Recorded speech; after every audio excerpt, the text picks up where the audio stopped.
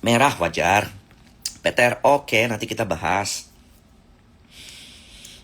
Nanti sebenarnya hari ini temanya itu kan saya mau kasih edukasi gimana cara saya buat plan, gimana saya lihat saham. Terus banyak yang nanya kemarin kenapa bumi bisa bener pas mantul di 430 ya. Nah, terus ada yang marah juga, ngamuk. Ini mah teori lama, ini mah katanya teori lama, jangan sok-sok pakai ubah-ubah nama padahal nggak ada, yang nggak ada masalah. Ini namanya juga lucu-lucuan kan. Saya juga nggak bilang ini punya saya atau yang lain gitu loh. Jadi kalem aja, santai, jangan terlalu marah-marah, oke? Bumi hari Senin harusnya sih menurut saya naik karena yang beli asing ya. Saya tidak bahas saham ya di sini ya. Jadi if you want a stock pick, ya nggak, boleh jujur nggak? Aku kasih tamparan sedikit nih. Kalau kalian yang muncul-muncul di live kemudian nanya stock pick, Padi gimana, Asa gimana, PTRO gimana, most likely kalian tuh susah bertahan loh di market. Karena kalian nggak punya conviction sendiri. Kalian nggak punya view sendiri. Jadi kalian beli tuh karena ikut orang. Kalian beli karena, oh katanya ini bagus. Oh ini juga beli, ya udah saya beli juga deh. Lalu agak goyang, takut, bingung mau ngapain. Nah gitu. Bener nggak? Nah karena itu, saya buat live ini. Kalau saya buat live yang setiap hari bahas emiten, kalian nggak akan dapat apa-apa. Benar kalian seneng, salah kalian marah-marah, gitu doang sampai 10 tahun ke depan. Nah, just look at this, oke? So, honestly, pertama saya bahas IHSG dulu. IHSG berada dalam uptrend channeling secara MACD, oke? Secara teknikal. Cuman sayangnya, kenaikan IHSG yang over ini, yang black ini, tidak terjadi dengan volume yang kuat, oke? Dan ini bisa kita asumsikan sebagai false break. Nah, teman-teman perhatikan, sudah sejak tahun lalu ketika IHSG terdapat hammer, di sini hammer. Di sini hammer. Oke. Di sini hammer. Di sini hammer.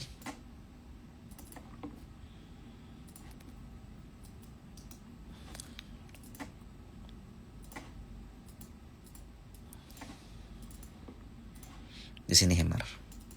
Nah, biasa setelah itu yang terjadi adalah rebound. Nah, apa yang akan terjadi dengan IHSG besok?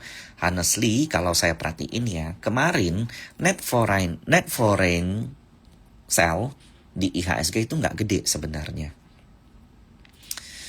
Let's take a look.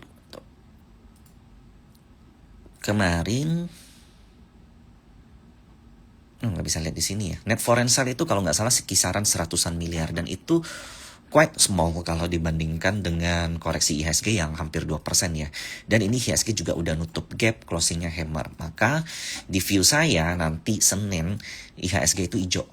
Hijaunya mungkin agak tebal, 0,7%, 0,8%.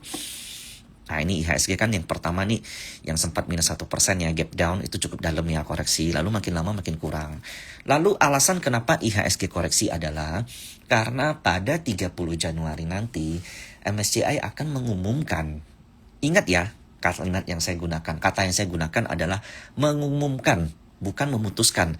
Mengumumkan akan menggunakan metodologi baru dalam perhitungan free float-nya apa enggak. Nah, kenapa ini penting?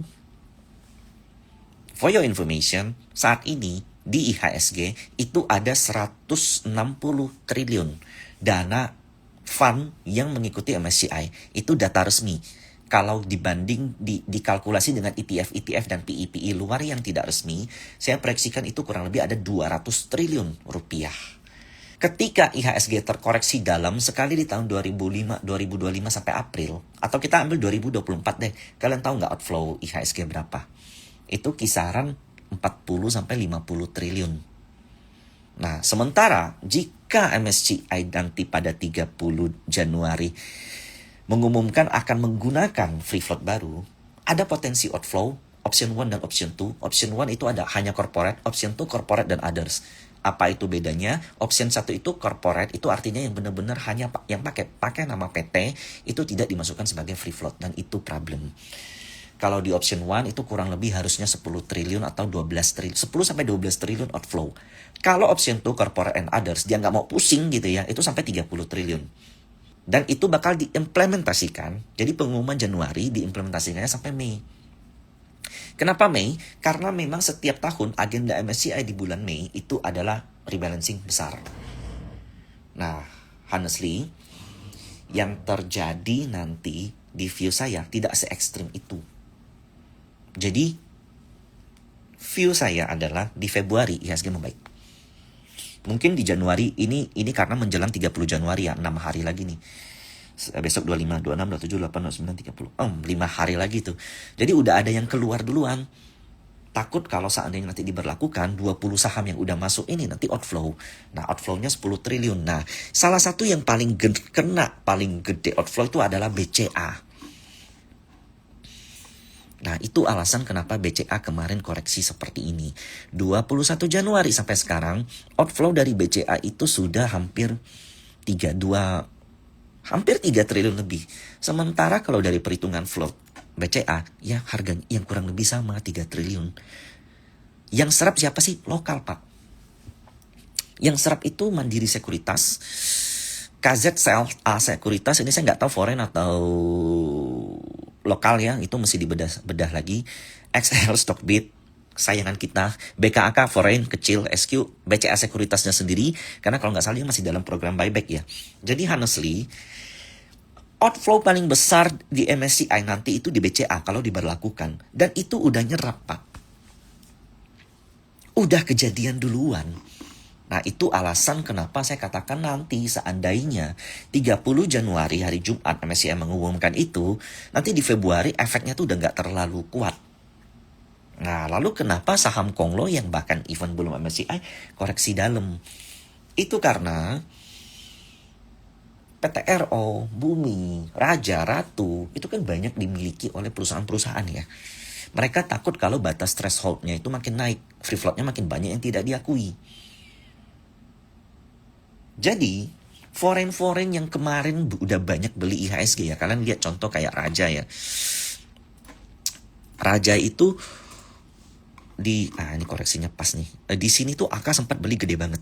Kalau nggak salah dalam satu hari itu 100-an miliar apa 200-an miliar. Mereka balik badan. Daripada ambil resiko nanti 30 Januari tiba-tiba plom Raja dikurangin floatnya banyak gitu loh. Itu beresiko. Nah, saya kasih gambarannya pentingnya float untuk MSCI. Bagi foreign dan bagi owner tuh penting. Kalau suatu saham free floatnya, saham beredarnya di bawah 15%, maka syarat untuk masuknya dia perlu kurang lebih 60 triliun free float market cap. Kalau di atas 15%, dia hanya perlu 30 triliun. Jadi kali hampir 2. Nah, bayangkan kalau seandainya ada satu company, contoh Raja deh, floatnya 20% saat ini. Tapi nanti karena MSCI melakukan revisi jadi 13 atau 12. Oh, itu udah dia untuk masuk MSCI udah makin susah, makin pucuk jauh dari harapan lah. Nah, itu mengakibatkan banyak yang jual-jual dulu. Nah, oke. Dan arah market saat ini kelihatan banget. Ini kita di grup udah bicara ini 2 minggu lalu.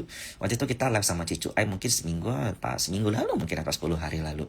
Saat ini terlihat bahwa terjadi taking profit atau outflow dari saham-saham Konglo dipindahin ke saham-saham fundamentalnya Indonesia.